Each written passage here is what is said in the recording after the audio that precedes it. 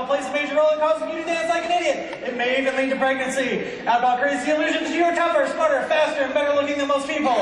And you're not. Alcohol may make you wonder what the heck happened to your pants. No purchase necessary. Restrictions may apply. Now, most people drink to get drunk, but a lot of college students drink to get hammered, trashed, wasted, everybody. Blasted, love it, toasted, dance, smash, watch, red. And my all-time personal favorite, 100% totally shit. And these are the words that you, dear college students, use to talk about how you want to feel when you're hanging out with your friends. Does that not strike anybody as a little bit bananas? It's a little weird. So ladies and gentlemen, boys and girls, NACA members of all ages, it is my pleasure to welcome you to Maximize Your Buzz, the end of mandatory alcohol programs that suck. Now, if you are ready to finally put an end to crappy alcohol programs, give me an oh yeah. Oh yeah! Come on, if you're ready to get rid of them, give me an oh yeah. Now what I want everybody to do is to stand up and give 5 people high 10.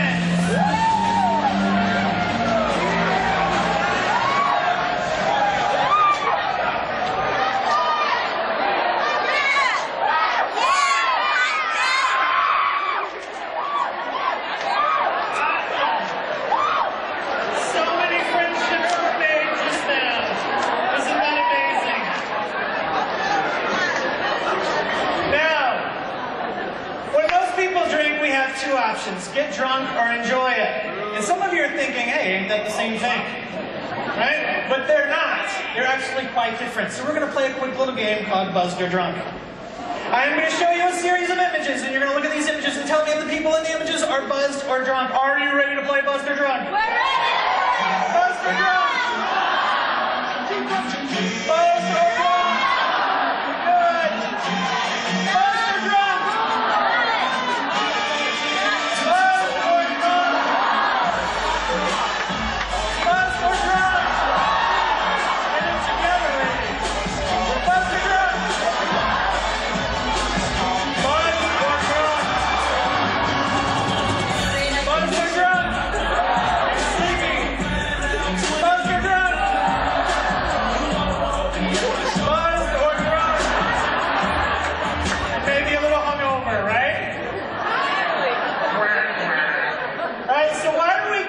Maximize your buzz. Well, when it gets right down to it, it's this. For every 1,000 hacking at the leaves, there's 1 digging at the root. We do alcohol programming on campus because we know it's a serious problem and we all have to do this programming. But so many programs are out there, they're just hacking away at the leaves. We want to get to the root, to the real source. And typically there's 2 schools of thought on alcohol programming. One is don't drink. And we know that that's not going to work because college students are going to do what they want to do anyway, right? Right. And the other one is drink responsibly. And what the hell does that even mean? I mean, don't spill your drink on the party host? Like, we don't know. So what we want to do is really get down to the root, to the source. And that's about values. What's really, really important to you. So what I want you to do is to take 30 seconds, team up with a partner, and tell them simply what's most important to you. Do that now.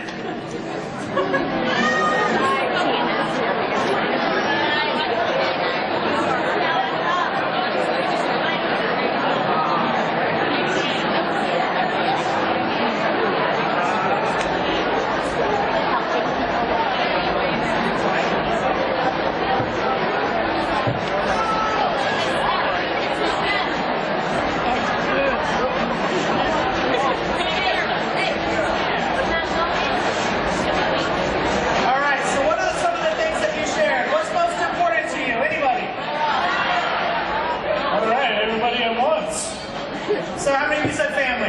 Family. How many of you said your friends? Friends. How many of you said your education?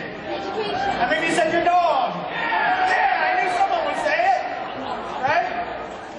The thing is, there are a whole lot of things that are super important to us. They matter most to us. But what I want you to understand is simply this. Drinking doesn't get you these things. Okay? It's not the way it works. Because what it gets down to, the root of the problem, the source, is that alcohol is not about drinking, it's about who you are.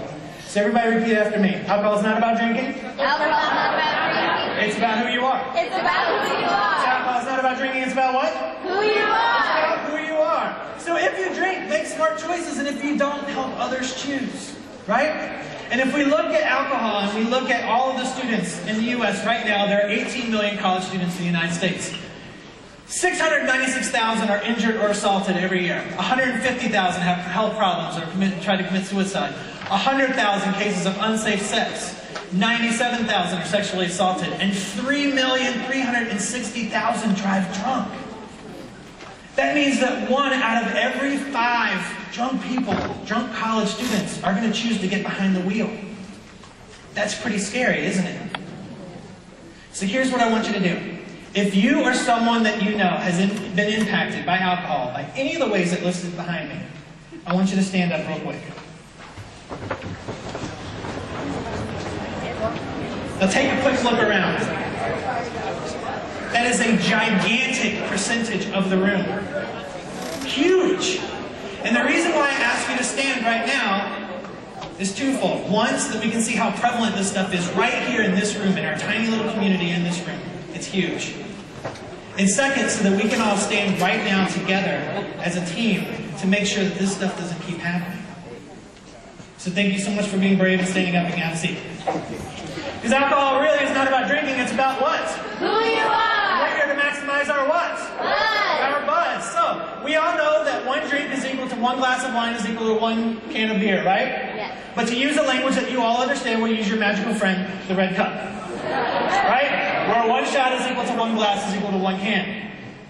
So this cool little measurement tool is here to help you, but what I want you to understand is that when you're making a drink and you're using your magic red cup to conceal the evidence, by the way, old people like me, we totally know what the hell is in a red cup, so just be aware.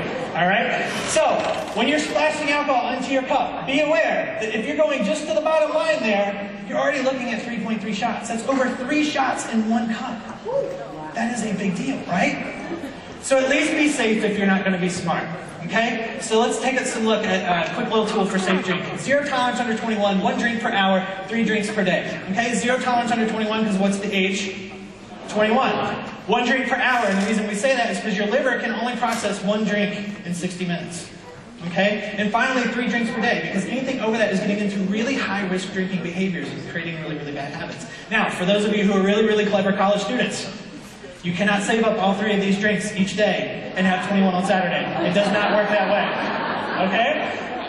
So let's take a look at the effects of alcohol. When you start drinking, we all feel a sense of relaxation and euphoria. Pretty good stuff, right? Then there's some lowered inhibitions. Feeling pretty good. Impaired judgment starts to sit in. And then loss of coordination. How many of you have been wobbly before? Right? Be aware that if you are wobbly, you are probably over the legal drinking limit, which is 0.08. You're probably at 0.10 right now. Right? So be aware that your behaviors of you and your friends are showing you at the level of alcohol that's in your body.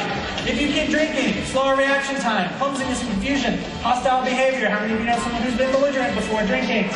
Over twice the legal limit. Nervous system shutdown. If we keep drinking it to a 0.30, you're looking at unconsciousness and coma. And finally, at 0.40, your body can no longer handle the alcohol in your system. It just can't, and you will shut down.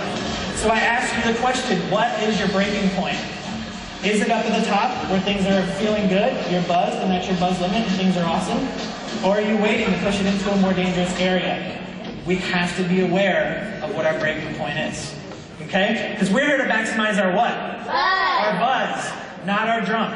So let's talk about why we drink. How many of you drink because your friends drink?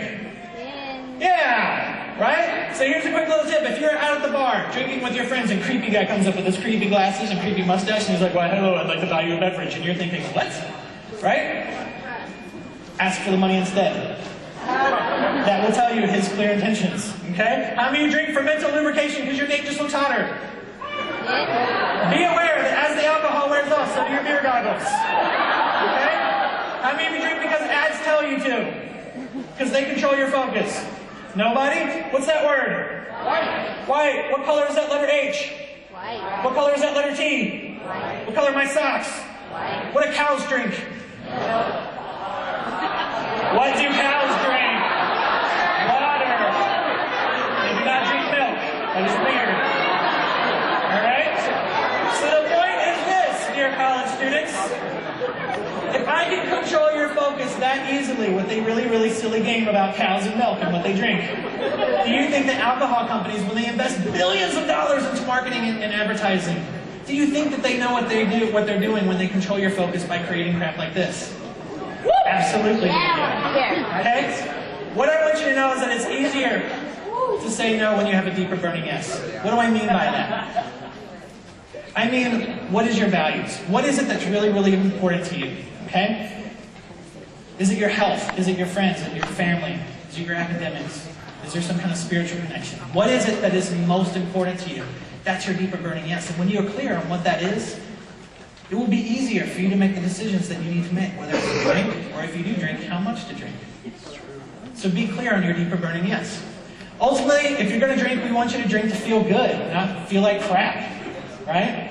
That's why we drink in the first place, if we choose to do so. So we're here to maximize our what? Buzz. Our buzz. Now, what you probably know is that alcohol is the only drug we buy without prescriptions. So we are going to give you a prescription for drinking, because ultimately Maximize Your Buzz is a drinking plan for your campus, for safe, smart, and more empowered drinking and alcohol education. That's what we do. That's what we want to help you out with.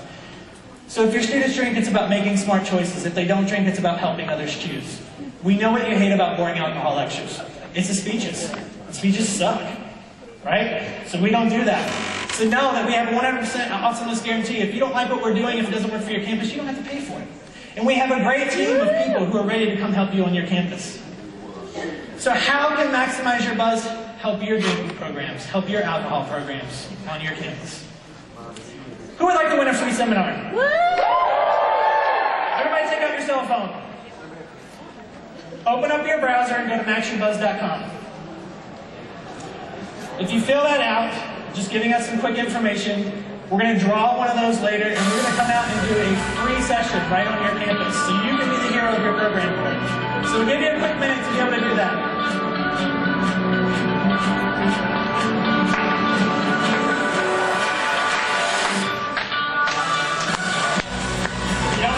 You can just clap and dance or whatever you want to do. Woo!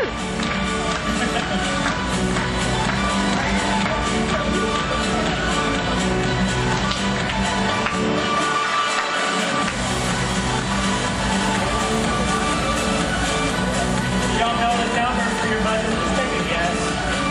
Ultimately, we just want to be able to send you some great information.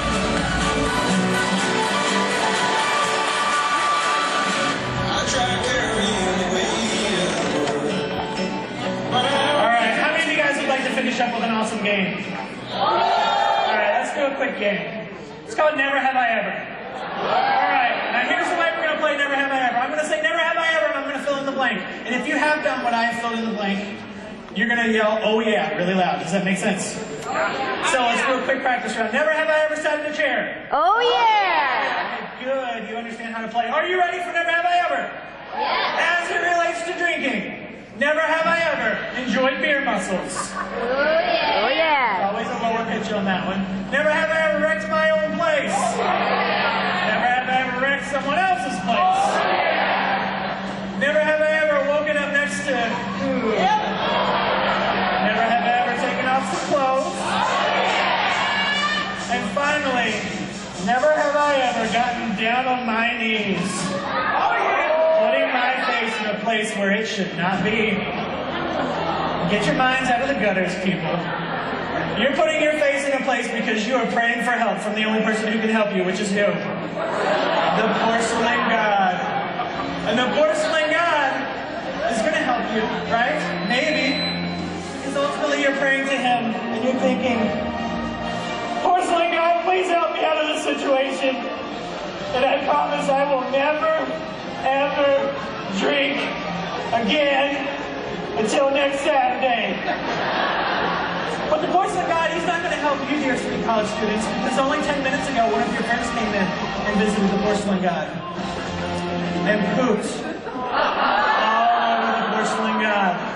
And now you're putting your face where someone else puts their ass. It brings a whole new meaning to the word shit face, does it not?